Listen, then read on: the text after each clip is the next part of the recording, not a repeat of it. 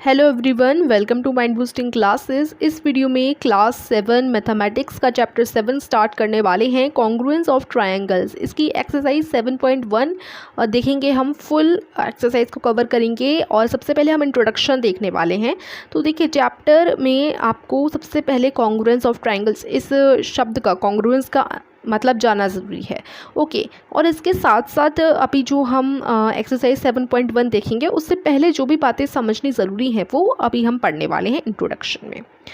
तो कॉन्ग्रुएंस, इसके बारे में अगर हम बात करें तो एक एक्टिविटी के थ्रू समझ सकते हैं। आपने दो क्या लेने हैं, सेम डिनोमिनेशन के दो स्टैम्प ले लेने हैं, एकदम सेम साइज़ के। ठीक है, तो एक स्टैम्प को आप दूसरे के ऊपर रखोगे तो क्या होगा, वो दोनों सेम साइज़ के होंगे। तो अगर आप इसको दूसरे वाले स्टैम्प के ऊपर रखोगे तो वो दूसरे वाले स्टैम्प को पूरी तरीके से ढक लेगा, because they are of the same size, उनका साइज़ एकदम सेम है। तो एकदम कंप्लीटली एग्जैक्टली वो उसको कवर कर लेगा, एक स्टैम्प दूसरे स्टैम्प को। इसका मतलब क्या है कि जो दोनों स्टैम्प्स हैं वो सेम शेप के हैं, सेम साइज़ के हैं, तो ऐसे ऑब्जेक्ट्स को हम कॉन्ग्रुएंट कहते हैं। ठीक है, तो जो दो स्टैम्प्स हमने यूज़ किए वो एक दूसरे के कॉन्ग्रुएंट थे। तो कॉन्ग्रुएंट ऑब्जेक्ट यानी एग्जैक्ट कॉपी एक दूसरे की, एकदम सेम। ओके, इतनी बात समझ आ गई। अब आगे आपको यही चीज़ समझा रखी है। हम जो है दो ऑब्जेक्ट के बीच अगर वो मतलब दोनों क्या है, कॉन्ग्रुएंट हैं, दोनों सेम साइज़ के हैं, तो उसी को कॉन्ग्रुएंस कहा जाता है। तो अभी अगर हम अभी इस वाले चैप्टर में तो हम प्लेन फिगर्स के बारे में ही समझेंगे। कॉन्ग्रुएंस जो है वो 3 डायमेंशनल शिप्स में भी अप्लाई होता है, एप्लीकेबल है। लेकिन अभी हम सिर्फ कॉन्ग्रुएंस जो है प्लेन फिगर्स का, we will try to learn a precise meaning of the congruence of plane figures already known. Plane figures के कॉन्ग्रुएंस के बारे में ही उसको और अच्छे से हम जानने वाले हैं। ठीक है, तो कॉन्ग्रुएंस ऑफ प्लेन फिगर्स, अब जैसे दो फिगर आपको यहाँ दे रखे हैं, आपसे पूछा गया है कि ये कॉन्ग्रुएंट हैं कि नहीं। अब आप सिर्फ कॉन्ग्रुएंट पे फोकस कीजिए। आपका चैप्टर है कॉन्ग्रुएंस ऑफ ट्रायंगल्स। तो कॉन्ग्रुएंस ऑफ प्लेन फिगर सबसे पहले आता है जो एकदम प्लेन होते हैं, 3D शेप्स नहीं होते। तो आर दे कॉन्ग्रुएंट, अब ये कॉन्ग्रुएंट है कि नहीं है ये आपको बताना है। तो इसके लिए आप सुपरपोजिशन का मेथड यूज़ कर सकते हो। उसमें क्या होता है, ट्रेस कॉपी करना होता है एक का और उसे दूसरे के ऊपर रखना होता है। अगर फिगर एक दूसरे को कम्प्लीटली ढक देगी तो यानी वो कॉन्ग्रुएंट है। अल्टरनेटिवली आप क्या कर सकते हो, एक कट कर दो, ये वाली पिक्चर इसमें से कट कर लो और फिर दूसरे पे रखो, तो अगर वो ढक लेगी तो यानी वो कॉन्ग्रुएंट है। Behaviour, you are not allowed to bend, twist और stretch the figure that is cut out. अगर आप इसको कट कर रहे हो और मोड़ कर इसके ऊपर रख रहे हो तब तो ये तो सही बात नहीं है। तो एकदम कट करके आपको, एग्जैक्ट कट करके फिर आपको रखना है उसके ऊपर, दूसरे फिगर के ऊपर। तो ये दो मेथड्स हैं जिनसे आप पता लगा सकते हो कि ये कॉन्ग्रुएंट है कि नहीं है।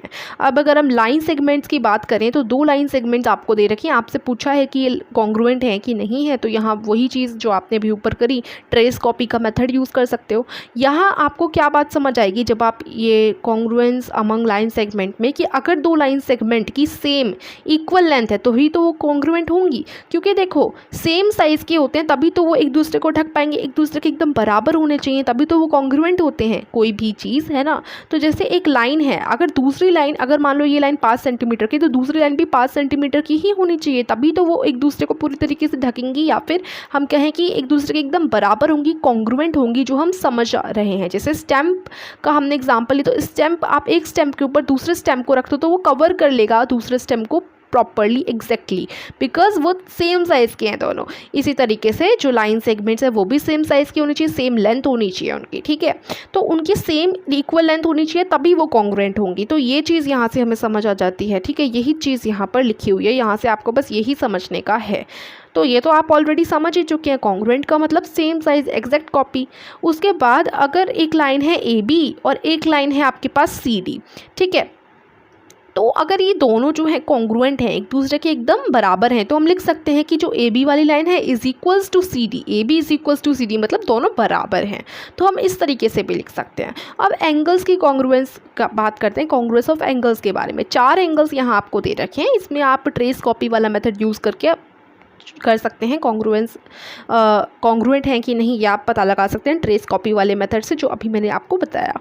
ठीक है, note the measurement of these two congruent angles are same. तो ये सब आपको बस बता रखा है कि कैसे आप कर सकते हैं। इसमें हमें क्या बात जानने को मिली है, कॉन्ग्रुएंट कौन से एंगल होंगे जिनका जो है क्या सेम होगा, जिनका एंगल का सेम मेजर होगा वही कॉन्ग्रुएंट होंगे ना। Also if two angles are congruent their measures are same, तो बात तो वही है। देखो, अगर दो एंगल्स कॉन्ग्रुएंट हैं तो उनके मेजर सेम होंगे, या हम कहें कि अगर दो एंगल्स के सेम मेजर हैं तो वो कॉन्ग्रुएंट होंगे।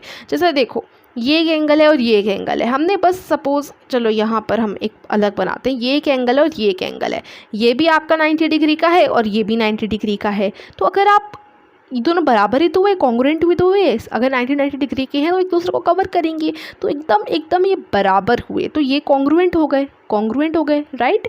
तो कॉन्ग्रुएंट कब होंगे? जब उनका सेम मेजर हो उस एंगल का, 90 डिग्री के दो, 30 डिग्री के दो। अब कॉन्ग्रुएंट इधर ये आप देखोगे 40 डिग्री के दोनों होने चाहिए, तभी वो कॉन्ग्रुएंट होंगे, है ना। यहाँ पर यही लिखा हुआ है, सेम मेजर है तो वो कॉन्ग्रुएंट होंगे। As if the case of line segment, congruency of angles entirely depends on the equality of their measures. So to say that two angles are congruent, we sometimes just say that the angles are equal. तो अगर दो angle congruent हैं तो यानी दोनों angle का major भी equal होगा। तो दोनों एंगल इक्वल होंगे, तो मान लो एंगल ABC है, एंगल PQR है, दोनों 90 डिग्री के हैं, तो दोनों इक्वल होंगे। तो हम लिख सकते हैं angle ABC is equals to angle PQR। उसके बाद आपका आ जाता है कॉन्ग्रुएंस ऑफ ट्राइंगल्स, जो इस चैप्टर में हम कॉन्ग्रुएंस ऑफ ट्राइंगल्स हमारे चैप्टर का नाम भी है। तो हमने देखा दो लाइन सेगमेंट देखी जहाँ वो कॉन्ग्रुएंट थे, ठीक है। उसके बाद हमने एंगल्स की कॉन्ग्रुएंसी देखी, if one of them is a copy of another, we extend this idea to triangles. अब इसी आइडिया को हम ट्राइंगल्स पर भी अप्लाई करेंगे। दो ट्राइंगल्स कॉन्ग्रुएंट हैं अगर वो एक दूसरे की कॉपी हैं, एक दूसरे से सेम है, ठीक है। When superposed two they cover each other exactly. अच्छा, तो जब हम एक को दूसरे के ऊपर कट करके रखते हैं, ट्रेस कॉपी वाला मेथड यूज़ करते हैं, तो वो एक दूसरे को एकदम अच्छे से कवर करेंगे, राइट। तो ABC ट्राइंगल और PQR उनके दोनों के सेम साइज़ है और सेम शेप है, दोनों आप ट्राइंगल्स को देखोगे तो ये कॉन्ग्रुएंट होंगे। तो हम इसको कैसे लिखेंगे? ट्राइंगल ABC इज़ इक्वल, और उसके ऊपर इस तरीके का आप मार्क लगाओगे जैसे यहाँ पर लगाया हुआ है, triangle ABC is equals to triangle PQR। तो इसका क्या मतलब है कि ये कॉन्ग्रुएंट हैं दोनों, ओके। तो हम इस तरीके से एक्सप्रेस करेंगे कि इसका मतलब क्या है कि जब आप PQR को ABC पे प्लेस कर रहे हो तो जो P है वो A पे आएगा, क्योंकि जब आप इसके ऊपर रखोगे तो ये जो वर्टेक्स हैं वो एक दूसरे के ऊपर आएंगे ना, P जो है A के ऊपर आएगा, राइट। उसके बाद जो Q है वो B के ऊपर आएगा, R जो है वो C के ऊपर आएगा, है ना। तो ये आपको बता रखिए। इसी तरीके से ये QR वाली लाइन BC वाले लाइन के ऊपर आएगी। तो इस तरीके से आप कट करके जब रखोगे ट्राइंगल को, इस वाले ट्राइंगल को कट करके अगर सपोज करो इसके ऊपर रख रहे हो तो इसी तरीके से तो होगा। तो जो वर्टेक्स हैं वो corresponding vertex, corresponding side, corresponding angle बता रखे हैं कि कौन से, जैसे इसके B वाले वर्टेक्स पर अगर आप इसको कट आउट करके इसके ऊपर रखोगे तो इसका Q वाला वर्टेक्स B के ऊपर आएगा। तो ये सब यहाँ बता रखा है, ठीक है। तो this shows that if you place PQR on ABC such that P falls on B, then should the other vertex also correspond suitably? It need not happen. Take trace copies of the triangles and try to find out. अगर हम P को B पर रखेंगे, जैसे हमने इस तरीके से रखा कि ये वाला जो P है वो B पर आ गया, तो ये तो गलत होगा ना। हमें जस्ट एग्जैक्ट इसको ऐसे कट आउट करना है और एग्जैक्ट इसके ऊपर रख देना, शेप सेम होनी चाहिए, ओके। तो ये चीज़ ही है जो आपको पता होनी चाहिए। So this shows that while talking about congruence of triangles, not only the measures of angles and lengths of side mirrors, but also the matching of vertex. In the above case, the correspondence बता रखा है। तो देखो इसमें क्या है, हमने यहाँ से क्या समझा कि अगर हम congruence of triangles की बात कर रहे हैं कि वो congruent है कि नहीं, तो हमें सिर्फ एंगल के मेजर ही नहीं देखने हैं। एंगल यानी कि अगर ये 40 डिग्री का है तो ये भी 40 डिग्री का ही होगा, ये तो हमें देखना ही पड़ेगा, ये तो देखना ही है कि तभी तो वो सेम होंगे, एग्जैक्ट कॉपी होने चाहिए। और लेंथ भी सेम होनी चाहिए साइड की। अगर सपोज करो ये 5 सेंटीमीटर साइड है तो इसकी भी ये 5 सेंटीमीटर की साइड होनी चाहिए, एग्जैक्ट कॉपी होना चाहिए, ठीक है। और जब आप इसके ऊपर प्लेस करोगे इस वाले ट्राइंगल को कॉन्ग्रुएंट है कि नहीं ये चेक करने के लिए, तो आप वर्टेक्स की पोजीशन को भी ध्यान रखोगे कि इसका ऊपर वाला वर्टेक्स इस ट्राइंगल के ऊपर वाले वर्टेक्स पर ही आए। ये चीज़ आपको ध्यान रखनी है, ठीक है। बस यही चीज़ यहाँ पर बता रखी है। और अब हम अपनी एक्सरसाइज शुरू कर सकते हैं। काफ़ी लंबा हमने ये सब पढ़ लिया है, अब आप अच्छे से अपनी एक्सरसाइज को कर पाएंगे। ओनली 4 क्वेश्चन हैं इसमें, तो बहुत फटाफट से एक्सरसाइज पूरी हो जाएगी। फर्स्ट क्वेश्चन में आपको फॉलोइंग स्टेटमेंट को पूरा करना है। ए पार्ट देखो, 2 line segments are congruent if. अगर 2 लाइन सेगमेंट कॉन्ग्रुएंट तब कब होती हैं, जब उनकी लेंथ इक्वल होती है, राइट। तो चलिए अब हम क्वेश्चंस देखते हैं एंड देयर आंसर्स भी देखेंगे। तो यहाँ हमारा ये वाला क्वेश्चन है, तो इसका फर्स्ट का आंसर हो जाएगा दे हैव सेम लेंथ। तो if they have same length, तो ये आप लिख देंगे, ओके। उसके बाद आपका नेक्स्ट देखो, among 2 congruent angles one has a measure of 70 degree, the measure of other angle is. अगर 2 कॉन्ग्रुएंट एंगल में एक का मेजर 70 डिग्री है तो दूसरे का क्या होगा, दूसरे का भी 70 डिग्री ही होगा, तभी तो वो कॉन्ग्रुएंट है। When we write angle A is equal to angle B we actually mean, अगर हम angle A is equal to angle B लिखते हैं तो हमारा असल में मतलब क्या है कि वो दोनों इक्वल हैं, बराबर हैं, उनका मेजर बराबर है, कि मेजर एम फॉर मेजर होता है और ये एंगल का साइन है। Measure of angle A is equals to measure of angle B. आप सिक्स्थ में भी ये सारी छोटी मोटी बातें तो जान ही चुके हैं, तो इसमें आपको कोई प्रॉब्लम नहीं आनी चाहिए, तो बड़ी इजी क्वेश्चन है। क्वेश्चन नंबर सेकंड में आपको दो रियल लाइफ एग्जांपल देने हैं कॉन्ग्रुएंट शेप्स के, तो वो शीट्स हो गई सेम लेटर पैड की, बिस्किट सेम पैकेट में जो आते हैं उनका जो शेप होता है वो एकदम सेम होता है और वो एकदम एग्जैक्ट कॉपी होते हैं, है ना। क्वेश्चन नंबर थर्ड देखो, if A B C triangle is congruent to triangle F E D under the correspondence A B C और F E D, right all the corresponding congruents part of the triangles. अगर दो triangles हैं, ठीक है, तो वो एक दूसरे के कॉन्ग्रुएंट हैं,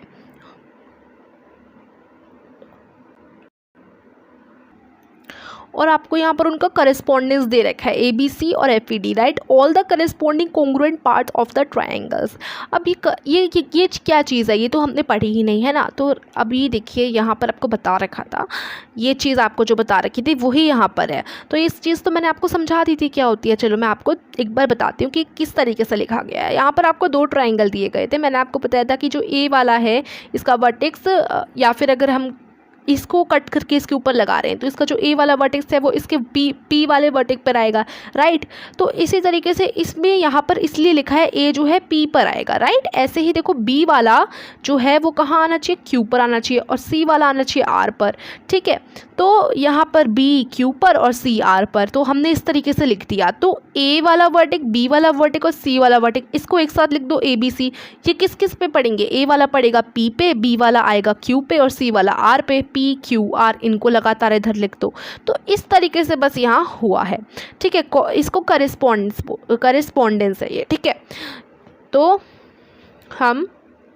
हमें वही चीज़ यहाँ पर दी रखी है। तो अब आपको सारे करेस्पॉन्डिंग कॉन्ग्रुएंट पार्ट्स लिखने हैं ट्राइंगल के। तो इसका आंसर आप करोगे, if these triangles are congruent then the corresponding angles and sides will be equal to each other. Corresponding मतलब कि जैसे ये वाला है ए बी सी, हमने इस ट्राइंगल का नाम दे दिया और इसका नाम दे दिया पी क्यू आर, ओके। तो इसका जो ए वाला है वो पी पे आना चाहिए, तो करेस्पॉन्डिंग वर्टेक्स हो गए, ठीक है। करेस्पॉन्डिंग साइड्स होते हैं, करेस्पॉन्डिंग एंगल्स होते हैं, यही होते हैं वो, ओके। तो आपको क्या करना है, यहाँ पर बोला था ट्रायंगल बता रखे थे आपको कि वो कॉन्ग्रुएंट है, दो ट्रायंगल कॉन्ग्रुएंट है। तो अगर वो ट्रायंगल कॉन्ग्रुएंट हैं तो उनके आपको करेस्पॉन्डिंग एंगल और साइड बताने हैं। तो जैसे कि यहाँ पर जो है क्या बोला गया था, देखो कि A B C triangle F E D के कॉन्ग्रुएंट है। ए बी सी जो है ट्रायंगल ए बी सी, वो ट्रायंगल एफ ई डी के इक्वल है, और उनका जो है करेस्पॉन्डेंस लिखा गया था कि A B C F E D, right, इस तरीके से। तो अब देखो ट्रायंगल ए बी सी पहले तो हम ड्रॉ कर लेते हैं, उससे ना आपको अच्छे से समझ आएगा। तो जैसे ए बी सी, ओके। उसके बाद दूसरा है F E D, F E D, ठीक है। अब यहाँ पर जो है ए वाला जो है वर्टेक्स वो एफ पे होगा, ठीक है, ए वाले एफ पर, तो ए और एफ है ना। ऐसे बी वाला और ई वाला होगा बी एंड ई। तो ये हम साथ साथ लिखते जाते हैं कि जो एंगल है ए वाला, जो एंगल है देखो यहाँ पर, ये जो ए वाला एंगल ये बन रहा है, ये जब आप इसको मान लो आपने इस ट्रायंगल को कट किया, दोनों कॉन्ग्रुएंट हैं, इस ट्रायंगल को कट करके आप इसके ऊपर रख रहे हो, तो आपका क्या होगा, ये जो ए वाला एंगल है वो एफ वाले एंगल के नीचे होगा, यानी हम कह सकते हैं एफ वाला एंगल जो है ए वाले एंगल को ही कवर करेगा, है ना, क्योंकि आप ऐसे ही तो रखोगे इसके ऊपर। तो यहाँ हम लिख देते हैं एंगल ए कवर करेगा एंगल एफ को, ठीक है। ऐसे ही ये जो बी वाला है एंगल, बी वाला वो ई को करेगा, या फिर हम कहें कि ई वाला भी को करेगा, क्योंकि देखो अगर आप इस वाले को कट आउट करके इसके ऊपर रखते हो तो ये ई वाला जो एंगल है वो बी वाले के ऊपर ही तो प्लेस करेगा। तो बी और ई का हमने लिख दिया। ऐसे ही सी और डी का भी यहाँ पर आप लिख दोगे, ठीक है। करेस्पॉन्डिंग एंगल्स हैं ये अभी, ठीक है। उसके बाद अब आ जाते हैं करेस्पॉन्डिंग एंगल्स। ओके, अब करेस्पॉन्डिंग साइड्स की बात करते हैं। तो करेस्पॉन्डिंग साइड्स यानी कौन सी साइड किस साइड के ऊपर आएगी। तो ये जो ए बी वाली है ना, या फिर हम कहें एफ ई वाली जो लाइन है, जो साइड है, वो आएगी ए बी वाले के ऊपर, और जो ए सी वाली है वो एफ डी वाले के ऊपर। मतलब ये दोनों ऊपर ऊपर रहेंगे, बी सी वाली और ई डी वाली, है ना। तो ये आप लिख देंगे ए बी और एफ ई, बी सी और ई डी, सी ए और डी एफ। तो आई होप आप समझ गए होंगे इस क्वेश्चन को। अब क्वेश्चन नंबर 4 में है कि अगर डी ई एफ एक ट्राइंगल है और वो कॉन्ग्रुएंट है ट्राइंगल बी सी ए के, तो right the parts of triangle B C A that correspondent to angle E, line E F, line segment E F, angle F और line segment D F. तो अगर देखो, अगर एक triangle है D E F, इसका नाम हमने डी ई एफ रख दिया, और ये कॉन्ग्रुएंट है ट्राइंगल बी सी ए के, तो ट्राइंगल बी सी ए ये हो गया। तो आपको ये जो बी सी ए वाला ट्राइंगल है वो करस्पॉन्ड होगा एंगल ई पर। कौन सा पार्ट, यानी इस ट्राइंगल का कौन सा पार्ट करस्पॉन्ड होगा एंगल ई पर। करस्पॉन्ड का मतलब है आएगा, ठीक है, रखा जाएगा। तो जब भी करस्पॉन्डिंग आए तो बस आप देख लो कि ये वाला पार्ट, आप देखो सी वाला पार्ट ही तो ई वाले पार्ट पर आएगा। तो यहाँ से आप समझ जाओ करस्पॉन्ड किस पे होगा, बताओ। देखो यहाँ बस सीधा साधा क्वेश्चन में पूछा गया है, दो ट्राइंगल हैं जो कॉन्ग्रुएंट हैं। अब आपको बताना है कि ये वाला जो ट्राइंगल बी सी ए है वो एंगल ई पर, उसका बी सी ए ट्राइंगल का कौन सा पार्ट करस्पॉन्ड होगा। तो एंगल ई ये रहा, एंगल ई ये रहा, ये एंगल ई है, राइट। तो जब आप इसको कट करके सपोज कीजिए इसके ऊपर रख रहे हैं, तो इसका जो सी वाला एंगल है वही तो ई वाले एंगल के ऊपर आएगा। तो फिर ये सी वाला एंगल हो गया, एंगल सी फर्स्ट का। फिर लाइन सेगमेंट ई एफ, अब ये जो साइड है ई एफ वाली साइड, तो इस ट्राइंगल बी सी ए की कौन सा part triangle E F side E F पर करस्पॉन्ड होगा। तो ई एफ वाली साइड नीचे वाली है, तो अब जाहिर सी बात है इसके भी नीचे वाली लाइन सी ए होगी, ठीक है, सी ए। उसके बाद एंगल एफ की पूछा है कि एंगल एफ पे कौन सा एंगल आएगा। तो एंगल ए आएगा एंगल एफ पे, एंगल ए। उसके बाद बी ए वाली लाइन पूछी है, डी एफ वाली लाइन पूछी है कि इस वाली लाइन पर, तो इस वाली लाइन पर बी ए वाला आएगा, ठीक है, लाइन, तो लाइन बी ए। इस तरीके से आप क्वेश्चन नंबर 4 को भी कर लेंगे और यहीं पर आपकी ये एक्सरसाइज फिनिश हो जाती है। सो आई होप आपको वीडियो अच्छे से समझ आई हो। वीडियो को लाइक कीजिएगा, चैनल को सब्सक्राइब कीजिएगा। Thank you so much.